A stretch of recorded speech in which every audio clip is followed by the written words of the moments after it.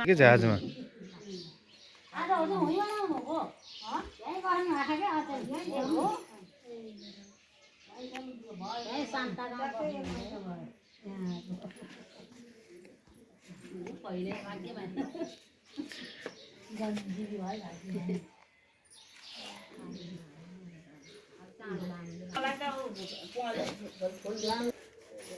पात ठुल्ठुलो रचना छ घोडा टेकेर लम्पसार परेर राखेर अहिले मेरो आउँछ मेरो छोरोलाई लगाइदिनु पर्छ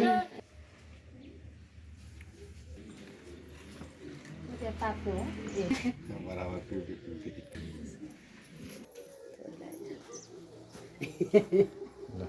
ल के हो ल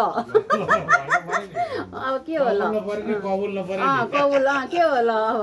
बग्न परे बग्न परे आमा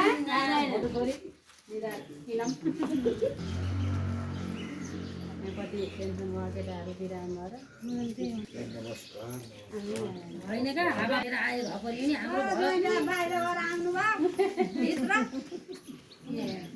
भने नि जुवाई भने नि जे भने पनि सबै आछ अब